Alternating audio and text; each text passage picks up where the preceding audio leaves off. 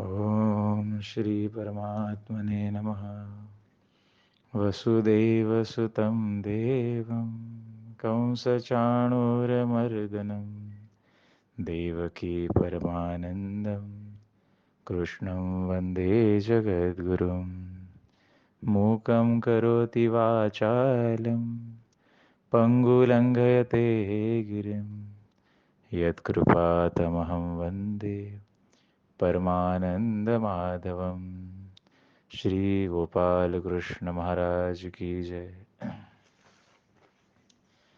आत्तापर्यंत आपण भक्तीचा प्रवास बघताना त्या प्रवाहातून निघणारे अनेक मार्ग बघितले.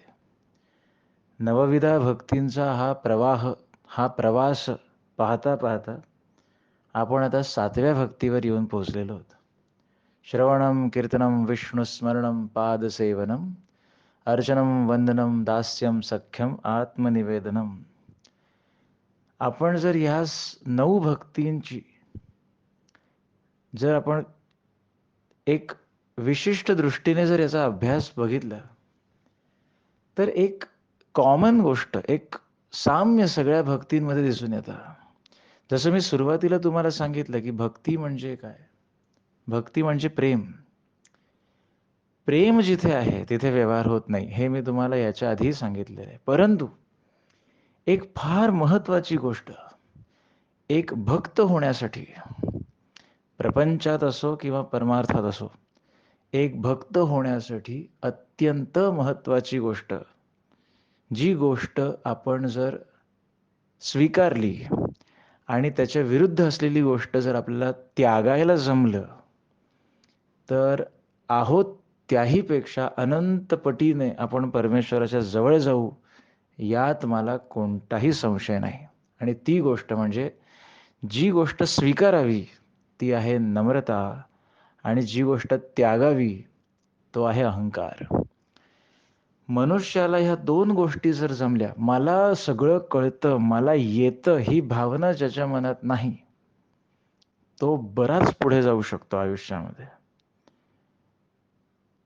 आणि नम्र भाव, अहंकार काय सांगतो, हा मला येतं, हा मला माहिती आहे, तू काय मला शिकवतो, हे विचार जोपर्यंत मनात आहेत, प्रेम मनात येईल का मला सांगा. प्रेम मनात येऊ नाही शकत जोपर्यंत आपण स्वीकारू शकत नाही. स्वीकारू कधी शकता तुम्ही? एखादी गोष्ट स्वीकारू कधी शकता? मग ती चांगली असू दे, वाईट असू दे, तुमच्या हिताची असू दे किंवा तुमच्या हिताची नसू दे, तुम्ही ती गोष्ट स्वीकारू कधी शकता?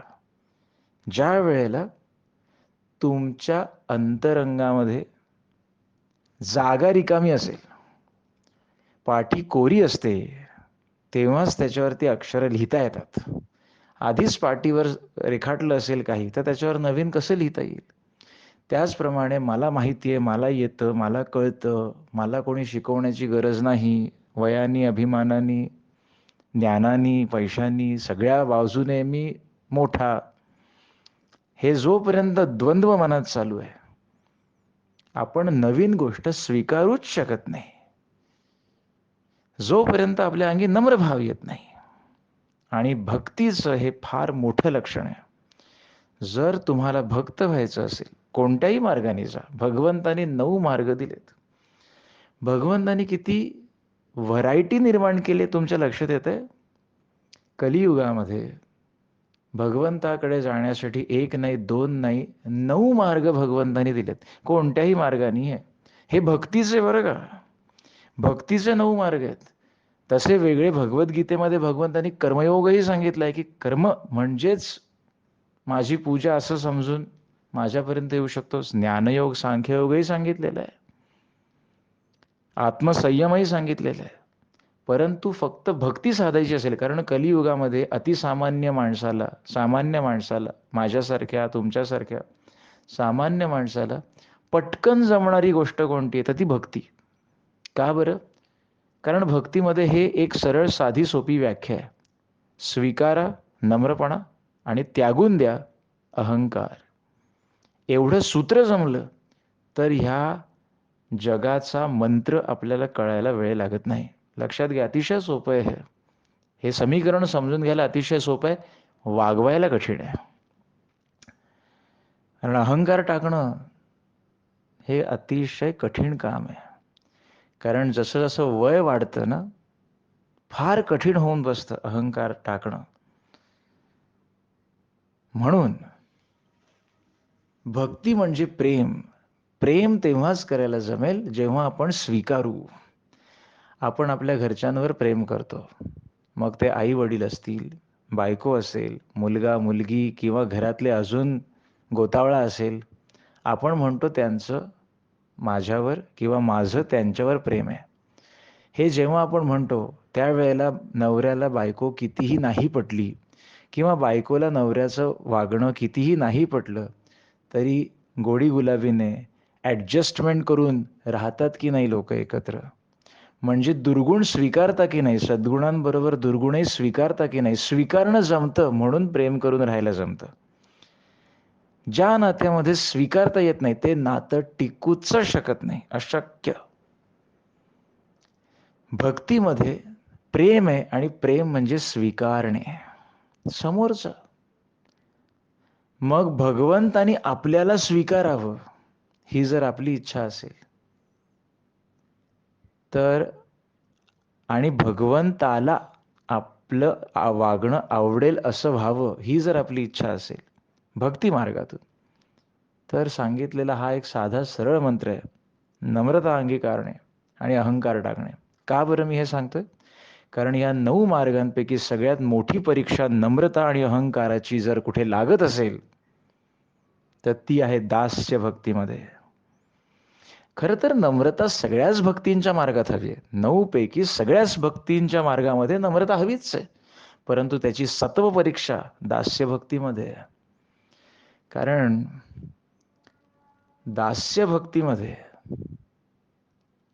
जितका आपल्या मनाला सावधपणा असावा लागतो, कारण सद्गुरू कधी कुठे कशी आज्ञा करतील याचा नेम नाही.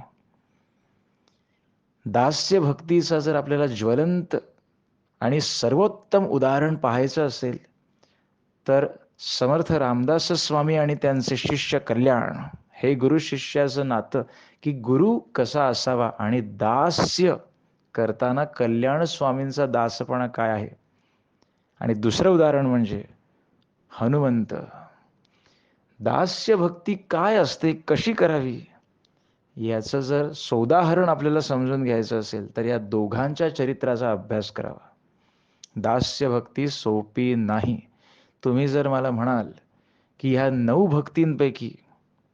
भक्तींपैकी सगळ्यात कठीण भक्ती कोणती आहे, सगळ्यात सावध राहण्यासाठी आवश्यक असलेली भक्ती कोणती आहे, तर ती आहे दास्य भक्ती. नम्रता आणि अहंकाराचा जिथे कस लागतो की नाही, तुम्ही किती त्यागू शकताय आणि किती स्वीकारू शकताय गोष्ट, दास्य भक्तीमध्ये घडतं. का सांगू का तुम्हाला? कारण दास होणं हे खरंच सोपं नाहीये. आज कलियुगाचं दुर्दैव असं आहे कलियुगामध्ये, की संतांच्या सहवासात राहिलेले, त्यांचा सगुण सहवास लाभलेले कितीतरी लोक आहेत आणि होऊन गेले.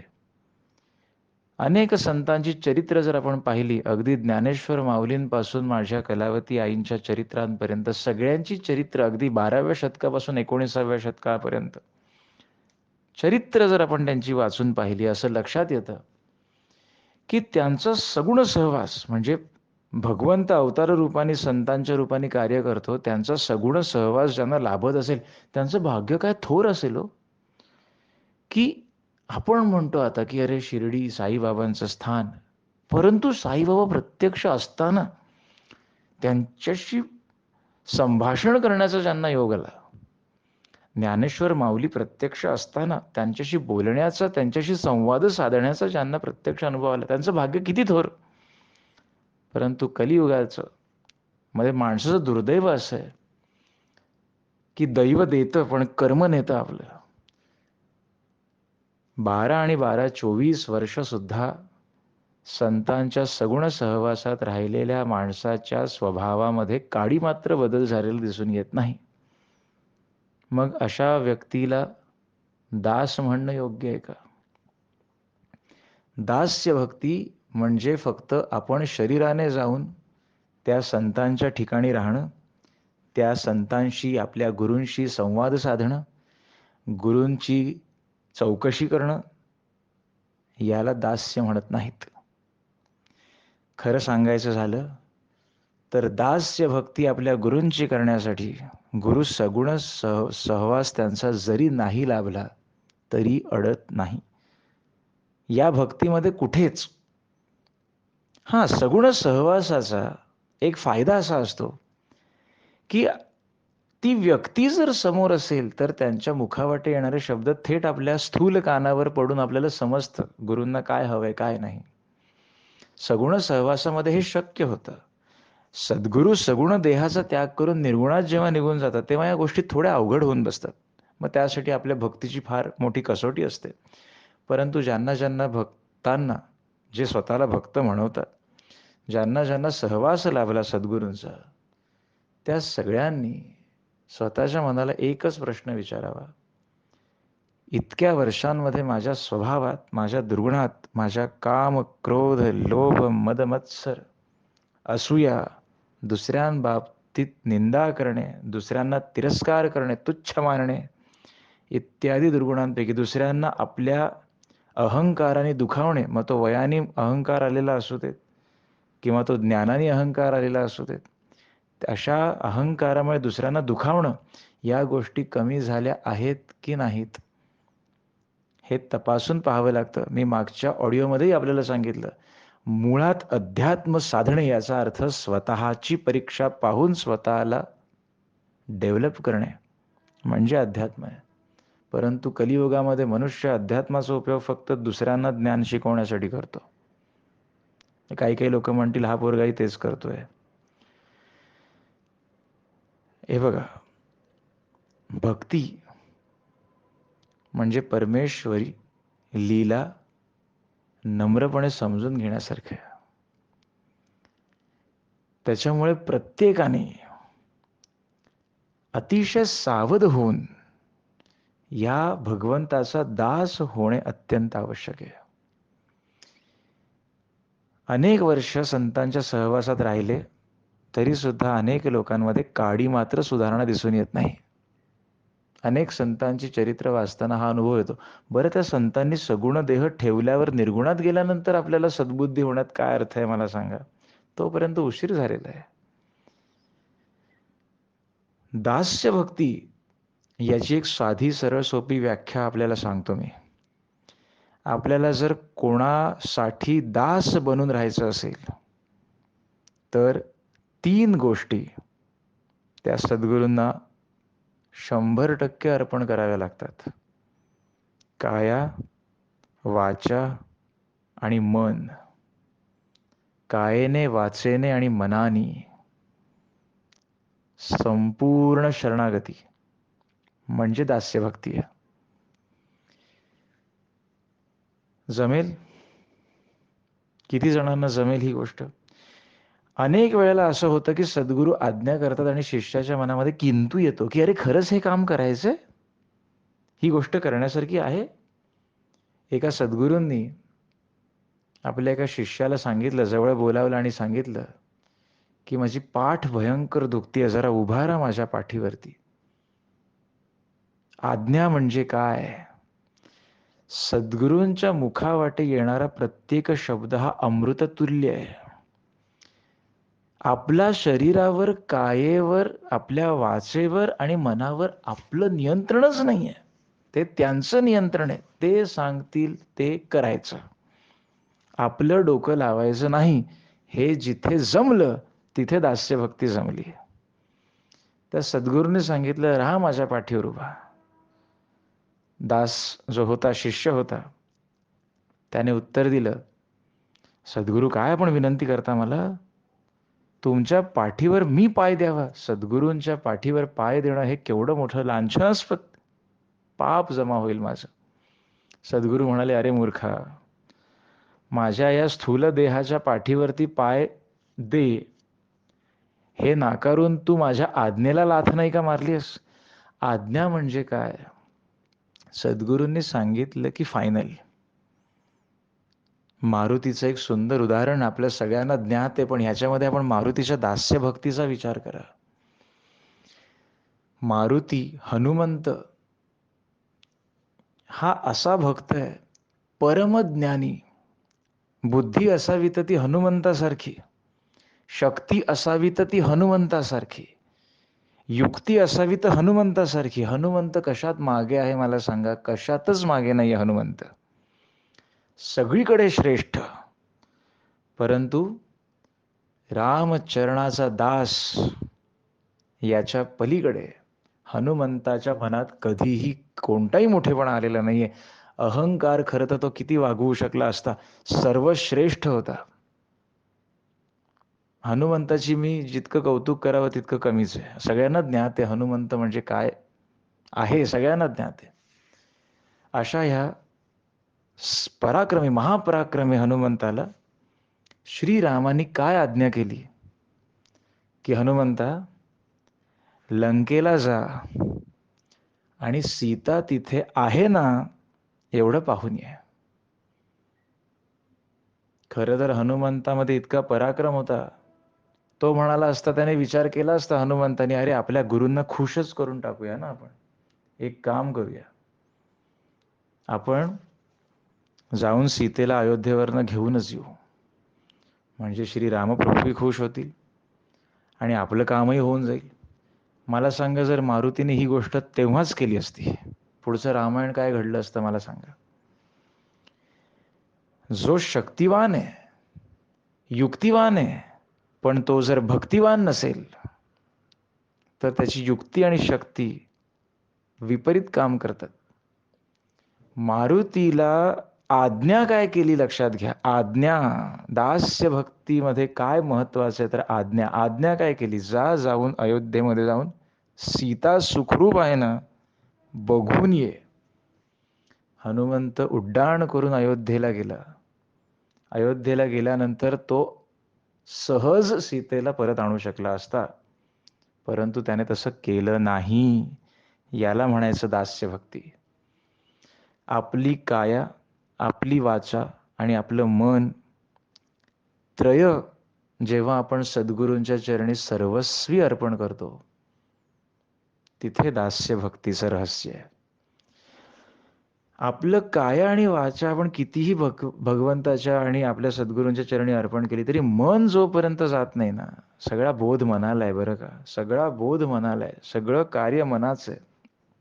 मन जोपर्यंत सद्गुरूंच्या चरणी लागत नाही, त्यांनी काय आता ह्या जनरेशनमध्ये काही लोक म्हणतील की अरे आम्हाला तर संतांचा सहवास, सगुण सहवास लाभत नाही. दास्य भक्ती ज्यांनी ज्यांना केली, ज्यांना ज्यांना जमली, त्यांना सद्गुरूंचा सगुण सहवास लाभलेला आहे. सद्गुरू देहात असताना त्यांचा सहवास लाभलेला आहे. परंतु सद्गुरू जरी देहात नाहीत तरी कलियुगामध्ये झालेल्या सगळ्या संतांनी काय करून ठेवलेलं आहे? वाङ्मय निर्माण करून ठेवलेलं आहे. अगदी ज्ञानेश्वरीपासून समर्थांचे मनाचे श्लोक घ्या तुम्ही. जरी सद्गुरू ज्यांना तुम्ही मानता ते जरी देहात नसले तरी त्यांनी त्यांचा बोध ज्या ग्रंथामध्ये उतरवून ठेवलेला आहे, त्यात त्यांनी जे सांगितलंय ती आज्ञाच नाहीये का? सांगा मला. आज श्रीकृष्ण देहरूपाने नाहीये, पण श्रीकृष्णाने भगवद्गीतेच्या माध्यमातून जी आज्ञा दिली आहे, ज्यांना दासपणा करण्याची, दास बनण्याची इच्छा आहे, त्यांच्यासाठी जी आज्ञा दिली आहे, ती आज्ञा भगवद्गीता वाचल्यानंतर श्रीकृष्णच मला सांगतायत. असं का मानू नये? म्हणजे हा एक शंका मनात येते ही एक, की सगुण सहवास असताना सद्गुरू आज्ञा करत असत आणि शिष्य पाळत असत नसत, आता आम्हाला दास्यभक्ती कशी साधणार? ह्याचं एकच उत्तर, जरी तुम्ही ज्यांना सद्गुरू मानता ते देहात नसले तरी सुद्धा त्यांनी निर्माण करून ठेवलेलं जे बोधरूपी वाङ्मय आहे, त्याच्यात त्यांनी सांगितलेलं एक एक अक्षरानक्षर आज्ञेसमान मानणं हे दास्यभक्तीचं लक्षण नाहीये का? गोंदावलेकर महाराजांना जे सद्गुरू मानतात, आज गोंदावलेकर महाराजांची 365 दिवसांची प्रवचन आहेत. दर दिवशी एक. ते वाचल्यानंतर त्यात आपल्या गुरूंनी आपल्याला कसं वागायला सांगितलंय, हे जर आपण स्वतःला समजावून सांगत नसू, तर दास्यभक्ती नाही साधणार. समर्थांना ज्यांनी सद्गुरू मानलेलं आहे, अशा समर्थ रामदासांनी जे वाङ्मय निर्माण करून ठेवलेले आहे, मनाचे श्लोक घ्या, दासबोध घ्या, आत्माराम घ्या, त्याच्यामध्ये समर्थांनी जे सांगून ठेवलेलं आहे ते तंतोतंत पाळणं आज ही दास्यभक्ती नाहीये का? दास्यभक्ती साधण्यासाठी सद्गुरू सगुण सहवासातच असले पाहिजेत असं कोणी म्हटलंय? असं तर मग एकदा देह ठेवला संतांनी की मग पुढे काही होऊच शकत नाही मग. आणि म्हणून तर ग्रंथ लिहिले जातात. जशी भक्ती, जशी दास्यभक्ती मारुतीला जमली, तेवढीच उत्तमात उत्तम दास्यभक्ती म्हणजे दुसरं उदाहरण कल्याण स्वामी. सांगायचंय काय मला, एकच व्याख्या, एकच वाक्य दास्यभक्तीसाठी, काया वाचा मन तुझं, माझं काहीच नाही. मग या देहाकडून घडणारं कार्य ही रामाची कृपा, त्याची इच्छा. या वाणीतून येणारे बोल ही त्याचीच इच्छा, त्याचीच कृपा. आणि ह्या मनामध्ये उठणाऱ्या भावना ही सुद्धा त्याचीच कृपा, त्याचीच इच्छा. हे जेव्हा मनाला परिपूर्ण पटेल, अंतरंग शुद्ध व्हायला लागेलच, यात मला काही संशय नाही. परिपूर्ण सद्गुरूंचं झाल्यानंतर सद्गुरू सांभाळतातच. हा माझा स्वानुभव मी तुम्हाला सांगतोय. दास्य म्हणजे काय? परमेश्वर म्हणतो, जोपर्यंत तू प्रयत्न करतोयस तोपर्यंत मी शांतपणे पाहत राहणार. ज्या वेळेला तुझे प्रयत्न संपतील आणि जेव्हा तू पूर्णपणे मला शरण येशील, योगक्षेम वहाम्यहम, भगवंताने गीतेत सांगितलंय त्याप्रमाणे भगवंत वागल्याशिवाय राहत नाही. आपल्या माणसासारखा नाही येतो, आज बोललो आणि उद्या वाक्य फिरवलं असं नाही येतो. द्वापार युगामध्ये योगक्षेम वहाम्यहम सांगितलेलं भगवंतानी आज कलियुगामध्येही ते तंतोतंत पाळतात. जो मला संपूर्ण शरणागती देतो त्याचा संसार, संसार म्हणजे आपल्यासारखे थोडके संसार नाही, त्याचा योगक्षेम मी चालवतो. आणि हे आपण पदोपदी पाहतो. स्वानुभवावरून मी सांगतोय तुम्हाला, स्वानुभवावरून मी सांगतोय. देवावर सोडून द्या. दास्यभक्ती आपल्याला साधायची असेल ना, काया वाचा मन आधी आपल्याला तिन्ही अर्पण करणं या धकाधुकीच्या जीवनात जर कठीण वाटत असेल, मी जे पालन करतो, मी जे आत्मसात करण्याचा प्रयत्न करतोय, तुम्हाला आज मी काहीही न लपवता सांगतो. आणि माझं स्वतःचं एक उदाहरण देतो तुम्हाला मी. खरंच तुम्हाला मी आज माझं एक उदाहरण देणार आहे. त्याच्यावर सोडून द्या. तो बरोबर मॅनेज करतो, त्याला माहिती आहे. कान्होबाला माहिती आहे, भगवंताला श्रीकृष्णाला माहिती आहे, याला कोणत्या वेळी कधी काय पाहिजे. आणि जे माझ्याकडनं जातं ते माझ्यासाठी नव्हतंच, हे जेव्हा समजेल ना, दास्य भक्ती अजून वेगळं काय आहे. तू नेतोयस, घेऊन जा. मग ती व्यक्ती असो, वस्तू, सोपं नाहीये. ज्यांना ज्यांना असं वाटतंय ना, माझे ऑडिओ ऐकताना आधी असं मनात विचार आला असेल, भक्ती साधणं सोपं आहे, अजिबात नाही. भक्ती साधणं सोपं नाही, भगवंताचं होणं सोपं नाही, पण अशक्य नाहीये, शक्य आहे. आपल्यात तितकी नम्रता पाहिजे, अहंकार त्यागण्याचं सामर्थ्य पाहिजे. फार लहान व्हावं लागतं, तेव्हा भगवंत आपल्याला आपलंसं करतो. अत्यंत लहान जोपर्यंत आपण होत नाही, तोपर्यंत अत्यंत सूक्ष्म असलेलं कसं दिसेल मला सांगा. जोपर्यंत आपण मोठं मोठं मोठं स्वतःला मानणार होणार, तोपर्यंत मोठं मोठंच दिसत राहणार सगळं. लहान सूक्ष्म बघायचं असेल तर सूक्ष्म व्हावं लागेल, तेव्हा ते दिसेल. कल्याण स्वामींचं एक उदाहरण देतो आणि दास्य भक्तीला थोडंसं वेगळं वळण देतो मी. आधी मी तुम्हाला काय सांगितलं, दास्य भक्ती म्हणजे तिन्ही अर्पण करून टाका त्याला, त्याच्यावर आपला अधिकार नाही. या शरीराकडून घडणारी कर्मही त्याची. विपर्यास करणारी लोक खूप आहेत बरं का. या कलियुगामध्ये बुद्धिहीन लोक विपर्यासही करतात. मग मी चोरीच करतो, तसंही तोच करवून घेतोय अशा मूर्ख लोकांना भगवंत कधीही स्वतःजवळ स्थान देणार नाहीत. भगवंताच्या जवळ राहून त्याच्या बोधाचा विपर्यास जे करतात, अशांना भगवंत कधीही जवळ करत नाही. जर भगवंताच्या, असं म्हणतात ना लोक, जर भगवंताच्या नामाने सगळी पापं धुतली जातात, गुन्हे नाहीसे होतात, तर आधी गुन्हे करून घेतो. अशा गुन्ह्यांना भगवंत कसा माफ करेल मला सांगा? नकळत घडणारी गोष्ट चूक म्हणून माफ होऊ शकते, पण कळत घडणारी गोष्ट गुन्हा आहे. गुन्हा होणं आणि चूक होणं यात जमीन अस्मानाचा फरक आहे. नेणतं मूल अंथरुणामध्ये सू करत असेल, सूशी त्या बाळाची अंथरुणावर होत असेल, आई त्याला ओरडते का? कारण आईला माहिती आहे त्याला कळत नाही अजून. तसं जोपर्यंत अध्यात्माची गोडी लागत नाही, या जगात कसं वागावं कसं वागू नये हे जोपर्यंत ज्ञान नाहीये, अज्ञानामुळे आपल्या हातनं काही चुकीचं घडतंय, भगवंत चूक म्हणून माफ करेल. परंतु एखादा मोठा मुलगा, 10-12 वर्षाचा मुलगा, त्याने जर अंथरूण खराब केलं, तर मग आईने हातात छडी घेतलीच म्हणून समजायची, की तुला अक्कल आहे पण तुला ती वापरता येत नाही. त्याचप्रमाणे संत सहवास चालू आहे, बोध ऐकतो आहे, परंतु त्याचा विपर्यास जर आपण करायला लागलो, तर भगवंत आपल्याला कधीही माफ करणार नाही.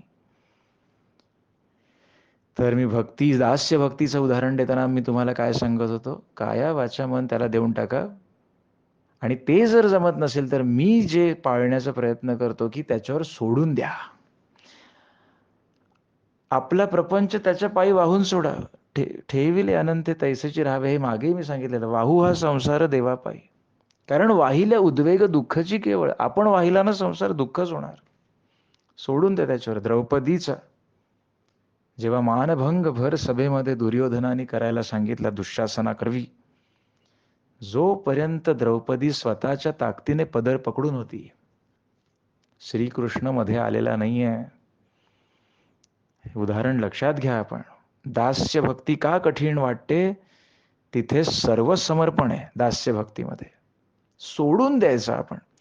ज्या वेळेला दुःशासनाची ताकद द्रौपदीवरती भारी पडायला लागली आणि आता आपल्याला काहीही शक्तीने स्वतःला सांभाळता येणार नाही असं समजून घट्ट धरलेला पदर जेव्हा द्रौपदीने सोडून दोन्ही हात जोडून ज्या वेळेला गोविंदाची प्रार्थना केली, माधवाची प्रार्थना केली, क्षणाचाही विलंब न लावता भगवंत धावलेले आहेत आणि द्रौपदीचं रक्षण केलेलं आहे. हे सगळ्यांना ज्ञात आहे. पण दास्य भक्ती, सर्व समर्पण, काया वाचा मन, जोपर्यंत तू प्रयत्न करतोयस ना, करत राहा. भगवंत इंटरफिअर कधीही करत नाहीत, लक्षात घ्या. तुझा विश्वास आहे ना की तू करशील, मग भगवंत संधी देतात, करून पहा. सोडून दिलं ना. आणि म्हणून मी तुम्हाला म्हटलं की आता मी माझं उदाहरण देतो. कारण हे बघा, मी काही मला माझा मोठेपणा सांगायचा नाही, पण आणि माझी तेवढी योग्यताही नाही. मी एक तुच्छाती तुच्छ एक लहान मुलगा आहे. मला खरंच माहिती नाही की मी हे सगळं बोलतो, कसं बोलतो, का बोलतो, कशावरून बोलतो. प्रामाणिकपणे सांगतो, काहीही कागद लिहिलेलं नाही माझ्यासमोर. फक्त बसण्यापूर्वी माझ्या भगवंताला मी प्रार्थना करतो, आई माझ्याकडून हे बोलवून घ्या जे तुम्हाला योग्य वाटेल, बस. त्याशिवाय सेवा, दास्य म्हणजे काय? सेवा करणे. जिथे व्यवहार नाही त्याला सेवा म्हणतात. आपण दास्य स्वतःला म्हणून घेतो आणि सेवा करताना जर आपल्या मनात व्यवहार येत असेल तर ती दास्य भक्ती होऊ शकत नाही. कोविड नंतर, आता माझं उदाहरण देतो मी तुम्हाला, मग आपण अखेरकडे येऊ. कोविड नंतर माझ्या आयुष्यामध्ये फार मोठे बदल झाले, स्पेशली पैशांच्या बाबतीमध्ये. कलियुगामध्ये मला सांगा, पैसा कोणाला नकोय? पैसा म्हणजे सर्वस्व नाही हे तेच लोक म्हणतात ज्यांच्याकडे उदंड पैसा असतो. मी आजपर्यंत कोणत्याही गरीब माणसाला पैसा म्हणजे सर्वस्व नाही हे बोलताना ऐकलेलं नाही आणि कधी ऐकूही शकत नाही. मी कोणीही गरीब माणूस असं म्हणणार नाही की मला पैसा सर्वस्वी नाही. पैसा आवश्यक आहे. आज भगवंताची लीला अशी आहे की कलियुगामध्ये साधा एक दाणा विकत घ्यायचा असेल तरी पैसे मोजावे लागतात. त्याच्यामुळे पैसा आवश्यकच आहे, ती गरज आहे आजची. पैसा म्हणजे सर्वस्व नाही, हे फक्त ज्यांच्याकडे बँक ज्यांची भरलेली आहे तेच लोक म्हणतात. कारण त्यांना माहिती आहे की आता त्याच्यासाठी जगत नाही आहोत. परंतु पैसा सगळ्यांना लागतो. हां, त्याचा अहंकार गाजवणं आणि माजवणं ही चुकीची गोष्ट आहे. पण पैसा हवाच. मी असं कधीही म्हणू शकत नाही, की पैसा सर्वस्वी नाही. सर्वस्वी नाही, तो तो तुम्हाला समाधान देऊ शकत नाही. परंतु गरजा भागवण्यासाठी तर तो हवाच. कोविड नंतर माझ्या आयुष्यामध्ये प्रचंड उलाढाली झाल्या. 2018-19 साली म्हणजे कोविड यायच्या आधी कसं आहे ना, आपल्या संसारामध्ये आपला एक प्लॅन असतो, की आपण आता ही अशी उडी घेऊया, की आपला 1-2 वर्षानंतर अजून आपली प्रगती झालेली असेल. त्याच्यामुळे आपलं जे आहे कार्यभाग तो आपला साधायला मदत होईल. म्हणजे आता 2018 साली मी एक विचार केला, की आपण थोडंसं एक लायबिलिटी वाढवू. लायबिलिटी म्हणजे थोडंसं आपण लोन वाढवूया आपलं, जेणेकरून आपल्याला एक चांगलं अजून एक बिझनेस वाढवता येईल. म्हणजे मी एक शिक्षक आहे. जसं मी दुसरीकडे शिकवतो तसंच स्वतःही मी स्वतःचे क्लासेस घेतो.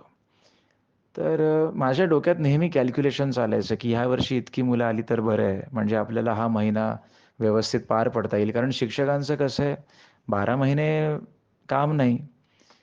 म्हणजे 10वीचं उदाहरण घ्यायचं झालं तर एप्रिलमध्ये सुरू झालं, की दिवाळीपर्यंत. त्याच्यानंतर मुलं क्लासेस बरेचदा बंद होतात. मग मुलं स्वअभ्यासाला लागतात. प्रिलिम्स चालू होतात. मार्चपर्यंत तर त्यांच्या परीक्षा होतात. 2-3 महिने सुट्टी असते नंतर. मग माझं नेहमी कॅल्क्युलेशन चालायचं. की बघ बाबा असं एवढी मुलं आली पाहिजेत, तेवढं झालं पाहिजे, असं झालं पाहिजे. मग पॅम्पलेट्स बनवा, मार्केटिंग करा. त्यासाठी मग मग इकडे कुठेतरी अजून 2-3 ठिकाणी क्लासेसला जा. 10-10 तास, 12-12 तास लेक्चर घ्या. 2018-19 साली मी विचार केला की चला, आपण थोडंसं जे आपल्या डोक्यावरचं ऋण आहे ते थोडंसं आपण वाढवून एक बिझनेस डेव्हलपमेंट काहीतरी करूया. कोणाला वाटलं होतं 2020 हे वर्ष असं निघेल? कितीतरी जणांच्या मनात मोठे-मोठे जे प्लॅन होते, अक्षरशः धुळीस मिळाले. कोविड ही अशी फेज आहे प्रत्येकाच्या आयुष्यामध्ये, की अपेक्षाही केली नव्हती, असं काहीतरी घडून गेलं आयुष्यामध्ये. आणि माझंही तेच झालं. माझा इन्कम जवळ-जवळ 80% उतरला. नशीब माझी नोकरी गेली नाही शिक्षक असल्यामुळे एवढंच. कारण या जगात कितीही उलाढाली झाल्या, तरी शिक्षण बंद होणार नाही, हॉस्पिटल्स बंद होणार नाहीत, हॉटेल्स बंद होणार नाहीत. कारण या मूलभूत गरजा आहेत. पण माझा इन्कम 80% उतरला. कारण घरी कोणी क्लासला येऊ शकत नाही. दुसरीकडे जिथे 6-6, 7-7 बॅचेस असायच्या, ती एकच बॅच झाली. त्याच्यामुळे तिकडे जे तासाला मिळायचे, ते 6 तासाचे एकदम 1 तास झाला. त्याच्यामुळे झालं काय? ऑनलाईन बॅचेस झाल्या. सगळे ऑनलाईन आहेत. मग वर्गामध्ये 20च जण बसू शकतात म्हणून 4 बॅचेस. ऑनलाईनमध्ये 200 लोकं पण एकत्र बसू शकतात. आणि ह्या गोष्टीचा माझ्यावर फार परिणाम झाला, की आपण काय विचार केलेले तसे आता होत नाहीयेत. सगळं उलटं फिरलं. पूर्ण चक्र उलटं फिरलं. बराच डिप्रेशनमध्ये गेलेलो मी. म्हणजे तुम्हाला आश्चर्य वाटेल, पण मी पण एक सामान्यच माणूस आहे ना हो. अध्यात्मावरती मी बोलतो म्हणजे काय मी फार वरच्या पदाला पोहोचलेला नाही आणि हे मी पदोपदी माझ्या उदाहरणावरून तुम्हाला सांगत जाईन. मलाही संसार आहे, मलाही बायको आहे, मलाही पोरंबाळ आहेत. सगळा संसार चालवणं अत्यंत महत्त्वाचं आहे. तर मग घरामध्ये पैसा येणं कमी झालं आणि खर्च वाढायला लागले. अशा वेळेला मग ज्या गोष्टी आपण लोन वगैरे असतात, त्या गोष्टी अजून वाढायला लागल्या. मग इन्कम कमी, एक्सपेन्सेस जास्त, म्हणजे पैसा घरात कमी येतोय, बाहेर जास्त जातोय. असं करत, करत, करत, करत असे 1-2 प्रसंग माझ्या आयुष्यात घडले, की मला असं वाटलं, की अरे, मी इतकी चिंता करतो, इतकी चिंता करतो मी आणि काय भगवंत तर सहज लीला घडवून आणतो ह्या सगळ्या. म्हणजे एक उदाहरण तुम्हाला देतो. म्हणजे आताचं रिसेंट उदाहरण, गेल्या वर्षीचं उदाहरण आहे, की मी भाड्याने जागा बघत होतो एक घर राहता यावं म्हणून आणि सप्टेंबर 2022 या दिवशी म्हणजे सप्टेंबर महिन्यामध्ये मी एका ठिकाणी रेंट बेसिसवरती राहायला लागलो. तर तिथे जे मालक होते त्या जागेचे, त्यांनी मला सांगितलं, की इतकं-इतकं रेंट आहे आणि इतकं-इतकं डिपॉझिट दे तू. तर म्हटलं ठीक आहे, परंतु त्याच्या आधीची तुम्हाला जरा फ्लॅशबॅकमध्ये घेऊन जातो. 2022 म्हणजे गेल्या वर्षी जेव्हा उजाडलं 2022, माझी अत्यंत हालत खराब. म्हणजे 2020 साली झालेला इम्पॅक्ट पुढे 2 वर्ष कंटिन्यू होता माझ्या डोक्यावरती. 2022च्या जानेवारीमध्ये, फेब्रुवारीमध्ये अक्षरशः अकाउंटला ₹100 असायचे. विचार करा काय मन होत असेल, की पगार आला, संपला, काय उरतच नाहीये काही. अशी परिस्थिती साधारणतः 2022च्या एप्रिलपर्यंत राहिली.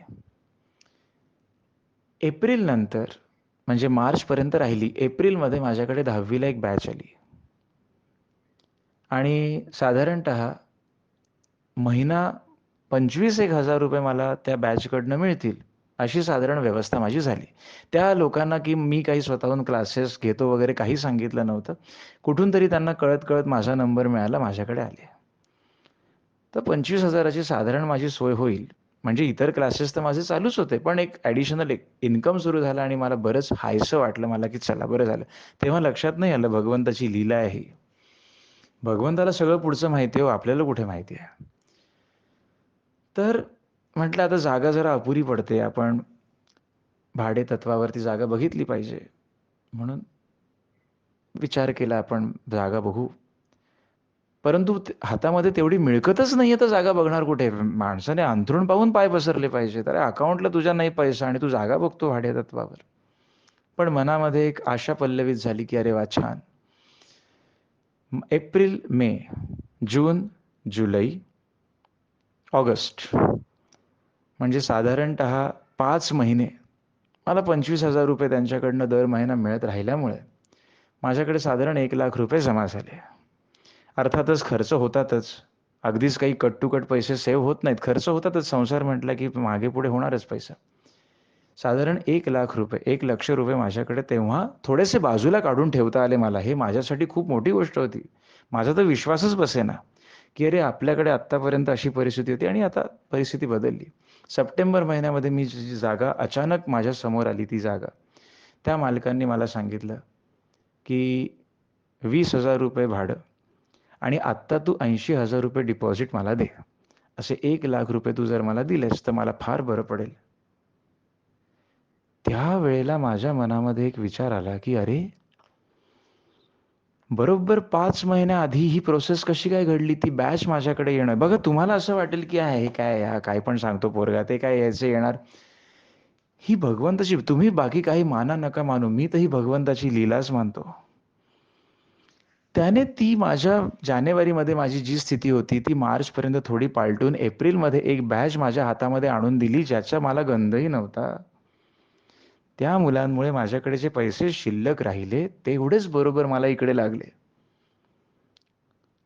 मला या गोष्टीचं राहून फार म्हणजे मी नाही विसरू शकणारी गोष्ट आणि असे अनेक प्रसंग माझ्या आयुष्यात आहेत.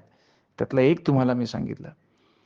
आणि या प्रसंगानंतर तुम्हाला मी प्रामाणिकपणे सांगतो, या प्रसंगानंतर खरंच मला असं मनापासून वाटतं ना, सोडून देऊया त्याच्यावरती.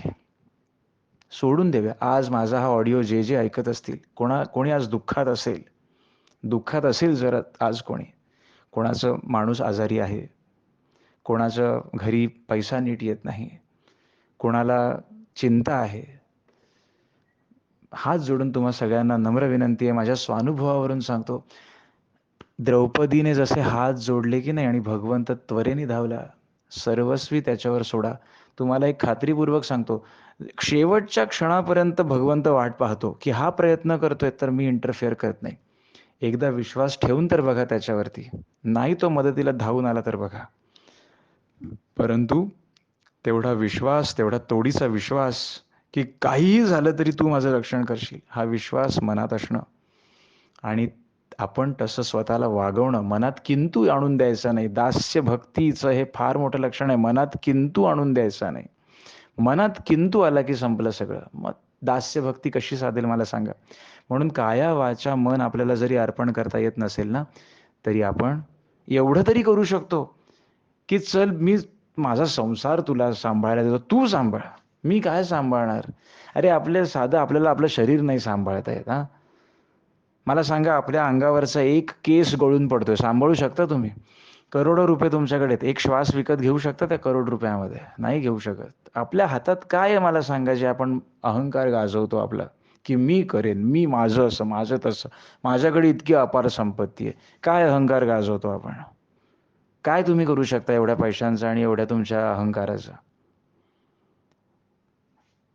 गोविंदाने फक्त एक पाठ फिरवली ना, तर आपल्याला उठता बसता येणार नाही. म्हणून दास्य भक्ती साधायची असेल, एक साधी गोष्ट आपण सगळ्यांनी, मलाही अति आचरणात, मी स्वतःला रोज सांगतो, कारण मी सामान्य माणूस आहे, विसरायला होतं हो आपल्याला, मलाही विसरायला होतं.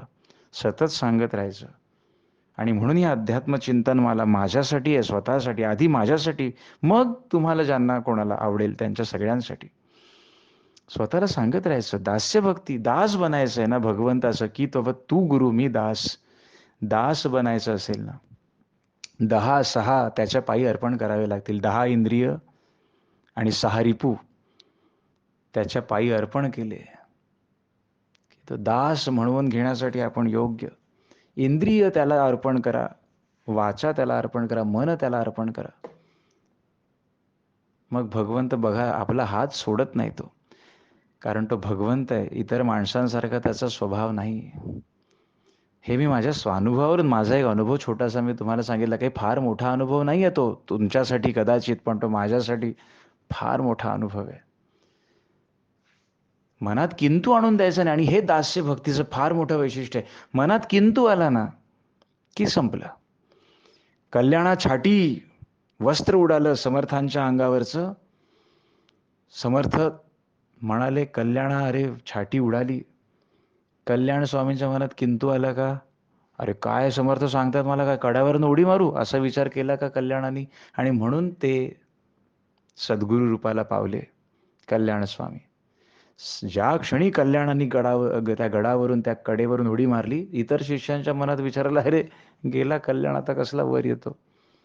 समर्थ म्हणाले, कल्याणाचं कल्याणच होईल, तुम्हाला काळजी करण्याची गरज नाही.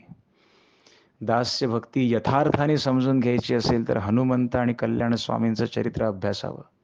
आज्ञा म्हणजे काय आणि आज्ञा पालन म्हणजे काय असतं ना, हे या 2 व्यक्तिमत्वावरून समजून घेण्यासारखं आहे. आणि आपल्या सर्वसामान्य लोकांना जरी इतकं पराकोटीचं दास्यत्व जर शक्य नसेल, तर मी सांगितलेलं जे मी सामान्यपणे पाळण्याचा प्रयत्न करतो, मी काही लायकी नाही माझी, खरं सांगतो तुम्हाला, काही लायकी नाही माझी. विवेकशून्य एकदम, म्हणजे काय देवानी मला इथे आता बसवलंय, हे माझं परमभाग्य आहे, खरं सांगतो तुम्हाला. त्याची इच्छा, त्याची कृपा, तोपर्यंत तो हे माझ्याकडनं चालवत राहील. म्हणून तू जे करशील ते माझ्यासाठी योग्य. मी तर भगवंताला आता हे एवढंच सांगतो, तू देतोस दे, ते माझ्यासाठी योग्य आहे. तू देशील ते माझ्यासाठी सर्वोत्तम. मग घरामध्ये येणारी व्यक्ती, घरामध्ये येणारी वस्तू, घरामध्ये येणारं धन, तू जेवढं देशील माझ्यासाठी तेवढंच सर्वोत्तम आहे. कारण तुला माहिती आहे परमेश्वरा, की मला किती झेपू शकेल, तेवढंच तू मला देणार. तेवढंच तुम्हाला देणार. शेतीला जितकं पाणी आवश्यक आहे तेवढंच दिलं पाहिजे ना. भरमसाठ पाणी दिलं तर ती शेती कधी-कधी त्याचा विपरीत परिणाम होऊ शकतो त्या पाण्याचा सुद्धा शेतीवर. भगवंताला माहिती असतं ह्याला किती द्यायचंय. आपण मनामध्ये किंतु आणू नये. किंतु आणला की झालं, संपलं मग तिथे. दास्य भक्तीचं हे फार मोठं लक्षण आहे. म्हणून आजपासून आपण सगळ्यांनी काय लक्षात ठेवूया, दास्य भक्ती जर आम्हा सगळ्यांना साधायची असेल, भगवंताला गुरु समान मानून, तो गुरुच, सर्वांचा गुरु भगवंत, तो माझा गुरु आहे आणि मी त्याचं जर दास्यत्व मला करायचं असेल, तर काया वाचा मन तिन्ही त्याला अर्पण करा. तिन्ही अर्पण करणं जर आपल्याला साध्य नसेल, या कलियुगामध्ये धकाधकीचं जीवन आहे, तर निदान सकाळी उठल्यापासून रात्री झोपेपर्यंत भगवंता, तू मला देशील ते माझ्या कल्याणाचं, नेशील तेही माझ्या कल्याणाचंच रे.